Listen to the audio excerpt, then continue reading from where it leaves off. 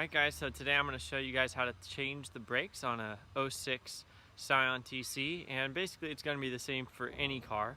I'm going to be changing the front brake pads. First thing to do is jack the car up. I'm at a parking lot, and so I'm just using my spare tire jack that's in the back of my car. That works just fine. Get the wheel off. Next thing is moving in here, you're going to take off two little pieces here. One is this bolt. I had already cracked it loose. That one up top. And then on the bottom, on the back, there's another one here. Sometimes you can do the job as simply as just loosening the one back here and tilting this back.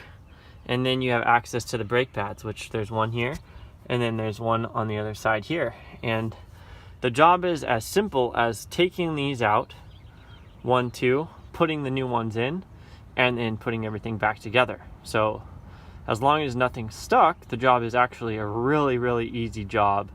And you get charged usually 130 bucks, sometimes up to $200 to change brake pads, or even more, when you can buy brake pads at the store for 25 to 40 bucks and do it yourself. Pretty simple. The new ones just popped right in, and I had taken the old ones out. And then the last thing I need to do before putting this back together is push this caliper in. And so there's a couple ways you can do that. You can buy a special tool that pries up against here and then pushes on there, or you can use a regular C-clamp that you can just get at any hardware store, and you can use that. So I'll show you how you can do that.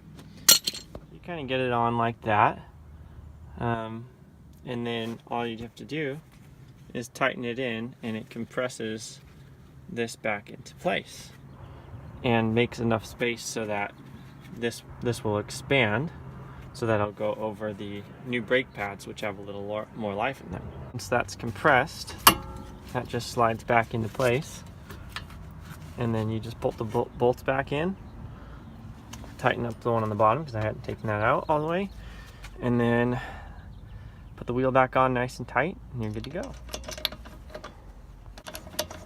You start up, make sure to pump the brakes a little bit to get the calipers to compress a little bit. You don't want to just drive away because your brakes won't work right away. Thanks again for watching another episode of Simple Car Stuff. My hope is that I can show some of you guys how to save some money on your cars and do simple repairs yourself. So some closing thoughts as you're thinking about changing your brake pads.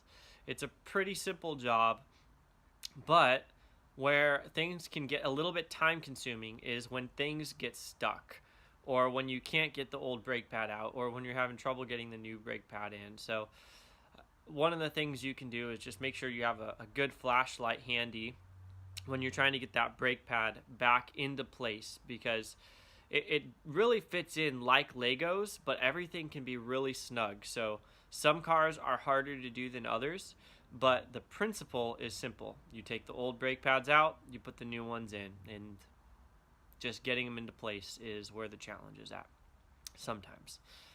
But other times, like on my car that I just did, it was really easy, and it only took a matter of minutes. So thanks for watching.